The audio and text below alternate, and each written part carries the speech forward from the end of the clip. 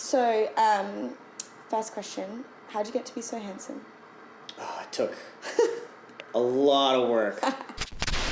A lot of fancy lotions and creams that I have to put on this face. so many lotions and creams. So many fancy lotions and creams to put on this face to keep me looking young. You have more than I do. Babe.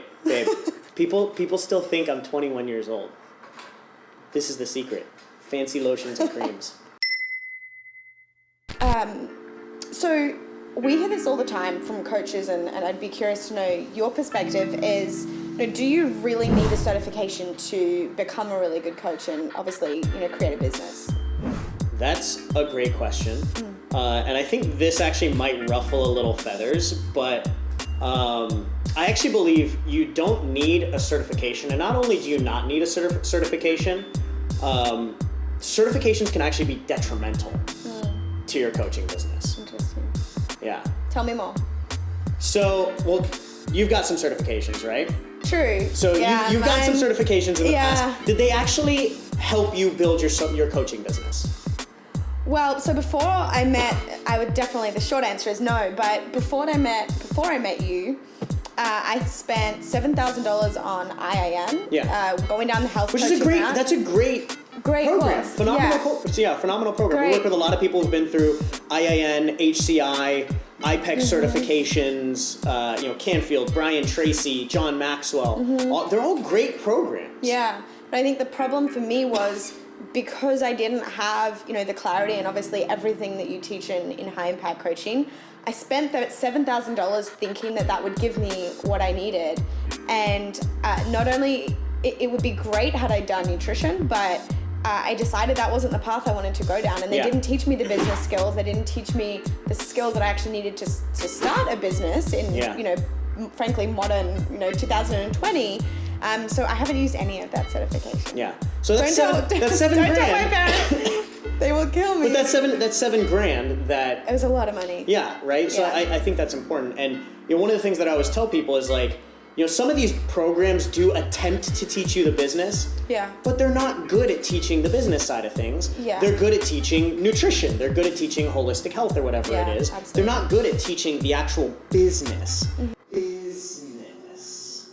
Right? So a lot of coaches go through these programs, they spend $7,000, $10,000, $15,000, whatever it is. Yeah. And they come out the other side with outdated business and marketing skills and no idea how to build a business in the modern world. Yeah, and frankly, as you say that, I've kept in contact with a lot of the people that I went through IIN with. Yeah. And I would say 95% of them have either gone back to their 9 to 5 or they haven't been able to create a business, or it's still like a little bit of a kind of side hustle. Yeah, we actually ran a poll on this, and this is going to be a little bit earth-shattering to a lot of people, but it's somewhere between 90 to 95% of people that get certifications as coaches, whether it's IPEC certifications or health and wellness certifications, whatever they might be, life coaching, relationship coaching, health and wellness.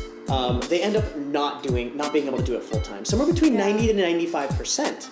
And it's not because they're not great coaches. They're good coaches. Yeah. They just never learn the business aspect of it. The thing that I always tell people, right, is if you want to have a successful coaching business, there's two halves to a successful coaching business. There's the coaching and there's the business. And you have to have both halves. Now, while certifications might teach you some ideas to be a coach, there's actually 3 reasons why it's actually detrimental to building a coaching business.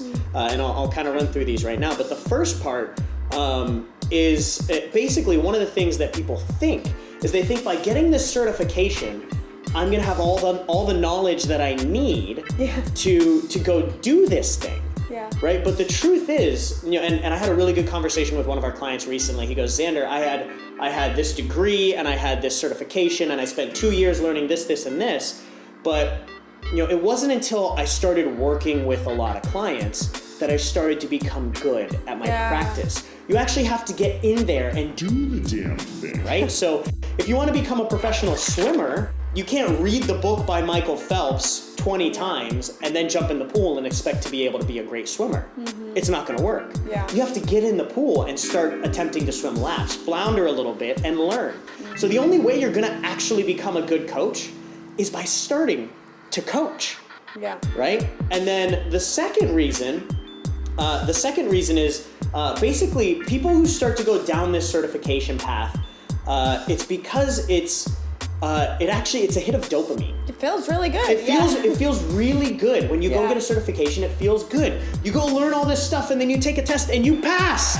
Right? Like this is literally like from the age of 5 years old, you're programmed to this is like, you know, people giving you gold stars in first and second grade to pass your tests, right? But like it's not actually producing anything. You're just passing a theoretical test, right? So what happens is all these coaches go down this path.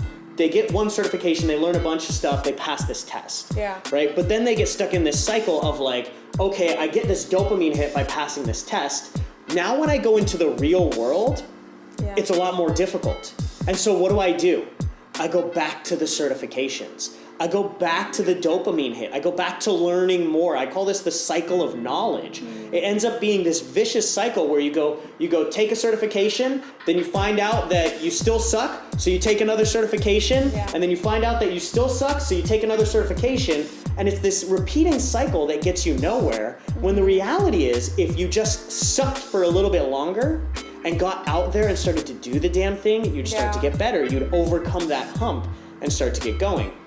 So that's the second reason that certifications. And I think, you know, just to add to that is like, I mean, I definitely have felt that. And I think the scary part is you come off a certification and you feel really good, but then when you get out into the real world, you see all these other people doing it that are better than you and you don't feel good enough again. Yeah. So then you're like, okay, I need another certification. So and it like just you triggers, mentioned, it triggers you to go back for that dopamine hit. I don't feel good enough. Instead of being like, okay, you know, I'm at a level blah, blah, whatever, 4 right now. And I just need to go and, like you mentioned, get some clients, start putting this into practice. I'm going to feel unsteady. I'm going to fall off my back a couple times, but I'm going to get it back on. And that's how I'm going to learn. But yeah, you're right, is that you just get this instant, like, I'm actually not good enough. I need something deeper. And frankly, we can keep learning for the rest of our lives. And someone said something the other day about, it was John Maxwell, and he said, learning doesn't help you unless you take action. Yeah. Learning, you know, I always say knowledge is the mortal enemy of mastery. Because if you do not implement, knowledge will keep you away from mastery. Yeah. And that kind of brings me to, you know, the third major reason why certifications are actually detrimental to you. Most people want to get a certification because it provides you what? Credibility. Yeah. Right? Most people want a certification because they think it'll provide you credibility in your space. Oh, people will sign up with me if they see that I have this certification and this certification. Yeah. When in fact, it actually turns you into a commodity. People think that your certification will help you in your marketing and your lead generation and your sales. And the truth is, it will actually take away from your marketing, your lead generation, and your sales. Because what happens is if you're marketing yourself as XYZ certified, you're putting yourself in a group of people. You're literally saying, I am not the only one that can help you. Yeah. So you're basically taking away all the power you have as an individual, as a coach, and you're saying, I'm not one of a kind. There's a bunch more of me that can also help you and maybe help you cheaper. So why don't you go find somebody else that can help you cheaper, right? A certification, if you use your certification as a marketing strategy or a sales strategy, you are literally positioning yourself as a commodity. Every single coach that we work with, it is very rare that we allow them to put any of their certifications or any of their degrees on any of their marketing, because as soon as they do, it actually positions them as a commodity. Yet when they pull that out, they can position themselves as the expert. You are the expert in this space. Nobody can touch you here. And because of that, you can command prices like 3K, 5K, 8K, 10K for your programs. But as soon as you put a certification in there, that person is going to think, oh, well, they're one of 3,000 other people that can also do this. That's not true, but they're going to label you as a commodity, and they're going to go find somebody else that's cheaper. Interesting. So certifications will actually turn you into a commodity.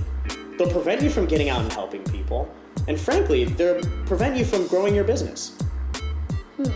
I'm curious because there's going to be some objections to this, so I want to touch on what the questions would be, because it is going to build authority in some instances. What?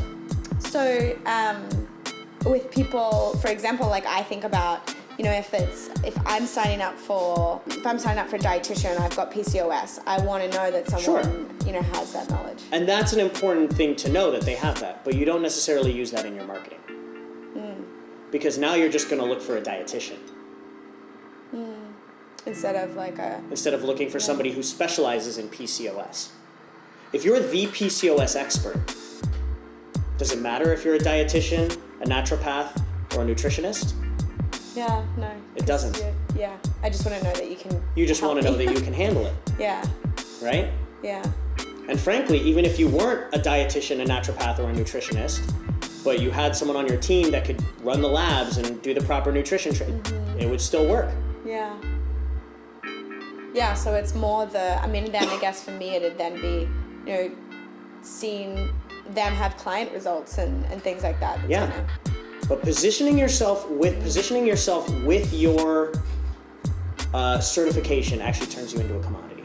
Interesting. Yeah. Yeah, so in the end, certifications do serve a purpose for a lot of people. Obviously, I have certifications because it's helped me gain some knowledge and pull pieces together from all different aspects and different areas that I've wanted to learn from. So I'm not saying don't continue to learn. But the truth is, certifications can be detrimental to your business in 3 ways. Number 1, you think that it's going to give you all you need to know to become a good coach, and that's not true. You only become a good coach by starting to coach, right? Number 2, the truth is, these certifications, you can get into this cycle of knowledge and get stuck in that area of just learning and getting information rather than getting out there and helping people. And feeling less good about yourself. Yeah. And then number 3, it actually positions you as a commodity when you think it's going to bring you credibility. So for those 3 reasons, I'm a big proponent of you don't need certifications. You never will, but you might not agree. Just remember, you didn't sign up for easy, you signed up for impact. Rant done. Woo!